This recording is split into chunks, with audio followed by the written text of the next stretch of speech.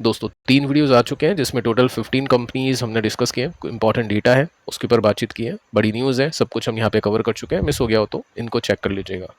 काफ़ी कुछ डेटा है इस वीडियो में भी डिस्कस करने के लिए, काफ़ी कुछ सीखने को है। स्टॉक्स है, बातचीत करते हैं, स्टार्ट करते हैं यूएस बाजार से। यूएस बाजार अभी के समय ठीक है, नैस्डैक डाउ जोन्स दोनों प्लस में है।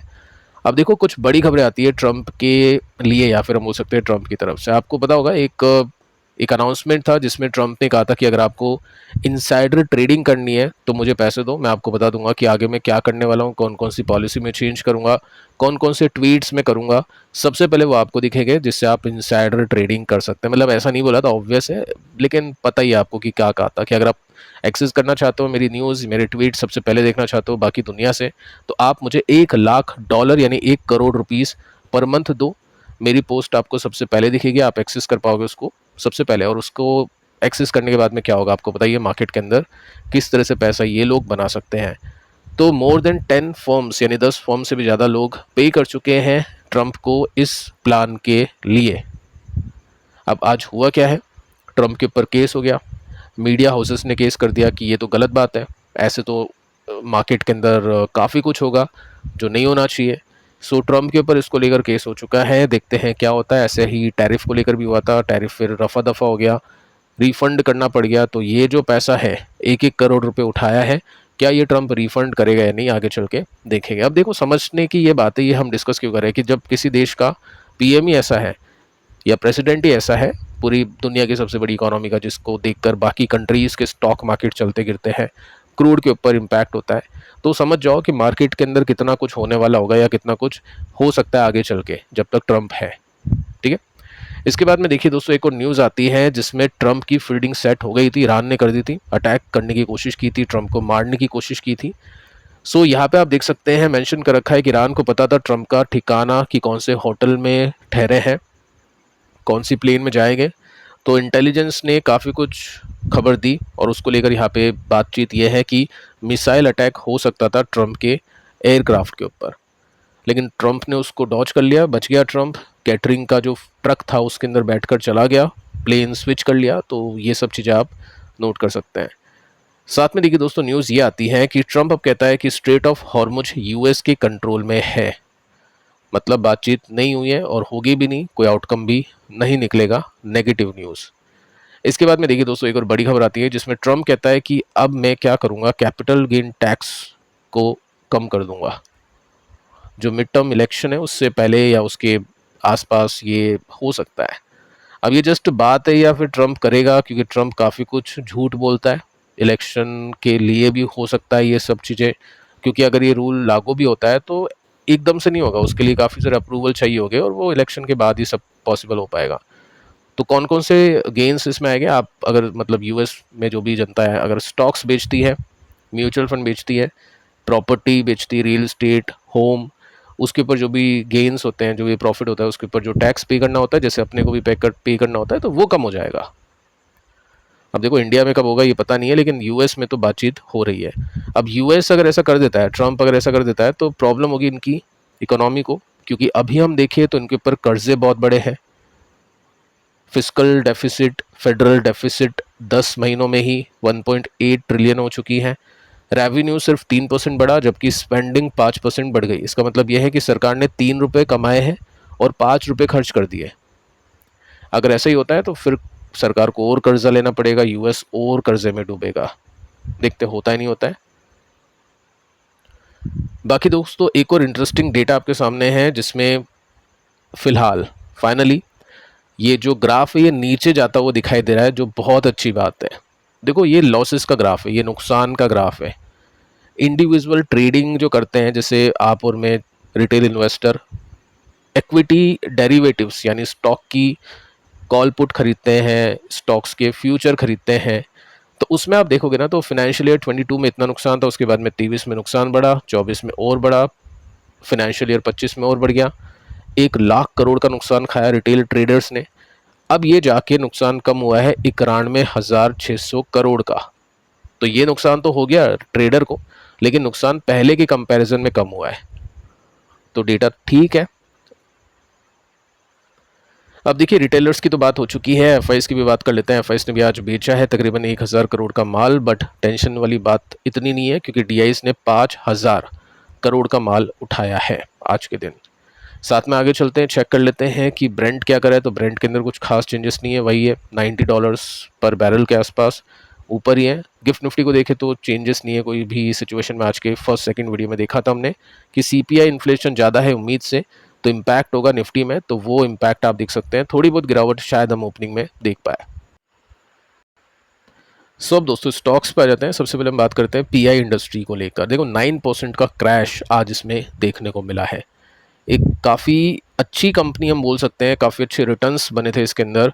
और वैसे मैं देखो आपको बताना चाहूँगा कि ऐसा नहीं है कि ये जो कंपनीज अभी नहीं चल पा रही है ये पहले भी नहीं चलती थी। मतलब ऐसा नहीं कि 2-3 साल ये कंपनीज चली होगी।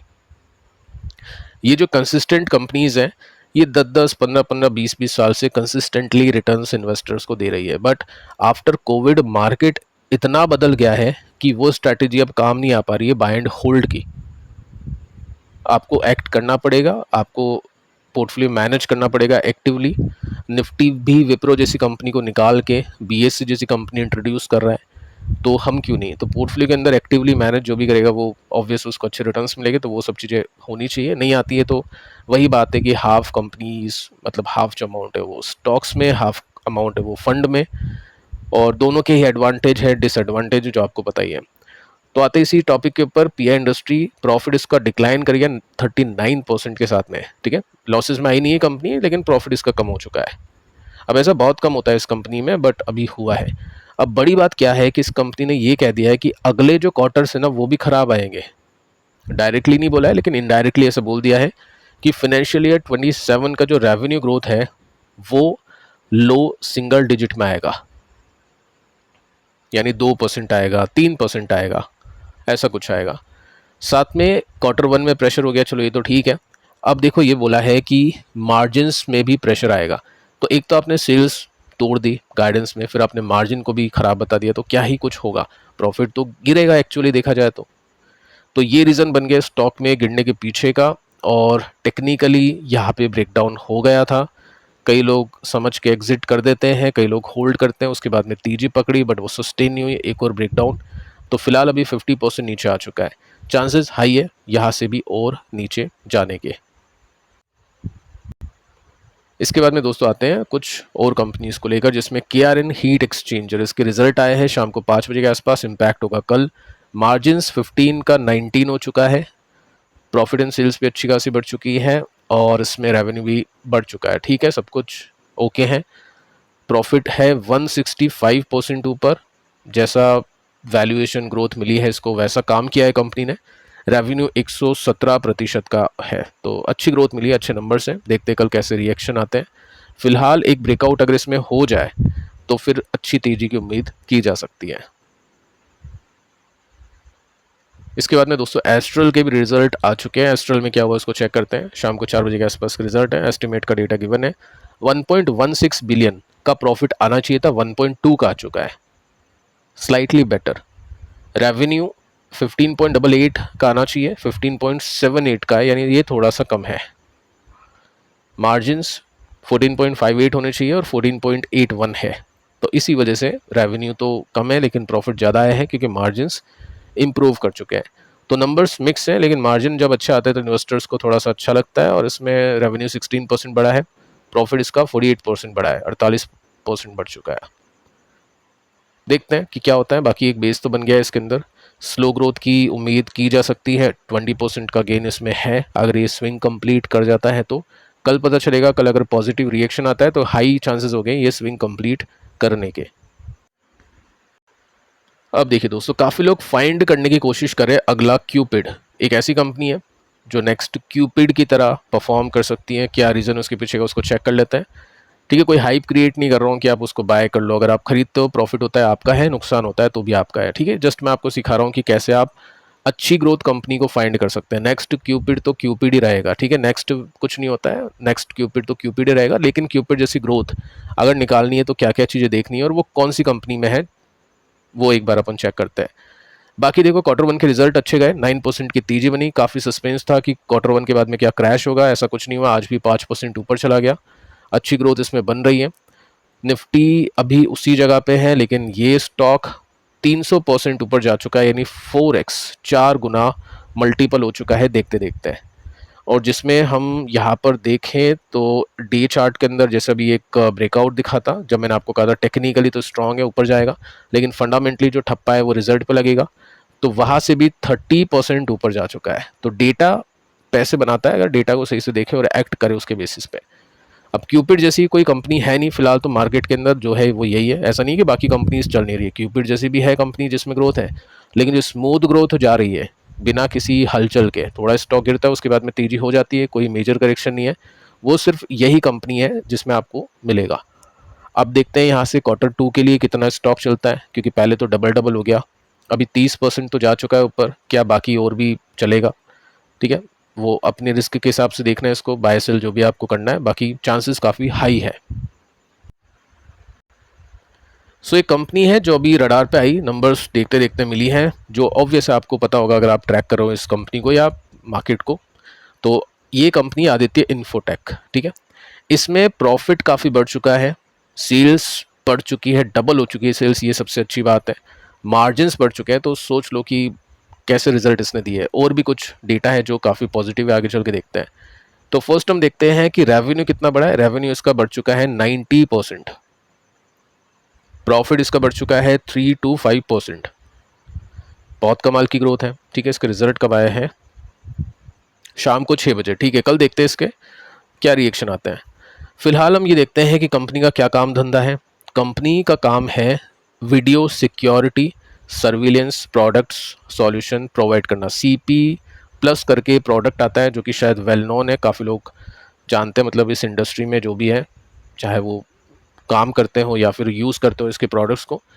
अब इसमें है क्या, 46,000 करोड़ का मार्केट कैप है और 125 का पी है। हाई पी कंपनीज ही दोस्तों पैसे बना के देती है अगर उसमें ग्रोथ मेंटेन रहती है तो, और हाई पी कंपनीज ही गेम बहुत ज़्यादा बिगाड़ती है अगर ग्रोथ चल जाती है तो जब तक ग्रोथ है, जब तक राइड करनी होती है इसी कंपनी में, जैसी ग्रोथ जाती है वैसे निकाल देना होता है।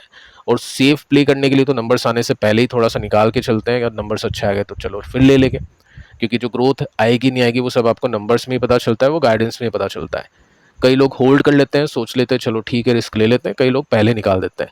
लेकिन जब तक राइड करते हैं, जब तक नंबर्स अच्छे आते हैं, और ऐसा ही होना चाहिए इन कंपनीज में, क्योंकि कभी भी खेल घूम जाएगा, कभी भी ये स्टॉक खराब हो जाएगा, वो सब चीज़ें समझ के चलना। और वो क्यूपिड में भी हो सकता है, ऑब्वियस है। अब देखो यहाँ पे सब कुछ ठीक है, प्रॉफिट एंड सेल्स ग्रोथ सब अच्छी है। क्यूपिड के अंदर भी हमने देखा कि पिछले क्वार्टर में FI और DI ने दोनों ने बाय किया है। अब यहाँ पे भी आप देखोगे ना तो FIs तो पिछले कई क्वार्टर से बाइंग कर रही है, पिछले 3 क्वार्टर से हम कहेंगे 4.37, 5.72, 6.35। DIs हम देखें तो 10.19, 14.75, अभी यहाँ पे थोड़ा सा बेचा है। पब्लिक बेच रही है कंटिन्यूसली, प्रमोटर भी थोड़ा सा कम करते हुए देखने को मिल रहा है, और FI और DIs बाय करें। अब यही तो दो इंजन होते हैं स्टॉक को ऊपर लेकर जाने के लिए। पब्लिक हमेशा बार बार बाय नहीं करेगी, फ्रीक्वेंसी नहीं होती है, प्रमोटर भी बार बार नहीं करता है बाय सेल, फ्रीक्वेंसी कहाँ पे होती है, FIs में होती है, DIs में होती है, और ये दोनों बाय करें इसको, तो ये एक पॉजिटिव इंडिकेशन है कि लिक्विडिटी का फ्लो यहाँ पे बहुत अच्छा है। अब हम इसके रिजल्ट को देखते हैं। पैट QOQ बेसिस ये एक्सेप्शन होगा, बाकी वैसे अच्छी ग्रोथ मिली है। और ये जो क्वार्टर है ना, देखो अगर इसको मार्केट ने QOQ बेसिस पे देखा तब तो स्टॉक कल नीचे है, लेकिन अगर इसको YOY बेसिस पे देखा तो बहुत अच्छी ग्रोथ चल रही है। देखो मार्केट QOQ बेसिस पे भी देखने की कोशिश करेगा, इसलिए मैं कह रहा हूँ प्राइस एक्शन देखिए कल कि कैसा क्या होता है। अब ये स्टॉक उस लेवल पे है जहाँ से ब्रेकआउट हुआ तो अच्छी तेजी आ सकती है। क्यूपिड की तरह इसने भी पिछले क्वार्टरली रिजल्ट के बाद में 100% पैसा कमा के दिया है ब्रेकआउट के बाद में। अब ये रेसिस्टेंस अगर ये गिरता है तो फिर देखने वाली बात होगी नहीं। अगर ये चल जाता है तो जो रिस्क टेकर बैट करना चाहते हैं अपनी स्टडी कर लेना, उसको परख लेना, देख लेना। तो ये कंपनी एक बार आप इसको रख सकते हैं वॉच लिस्ट के अंदर। फिलहाल दोस्तों इस वीडियो में इतना ही, पिछले 3 वीडियोस देख लेना। मिलते हैं कल, तब तक के लिए शुभ रात्रि।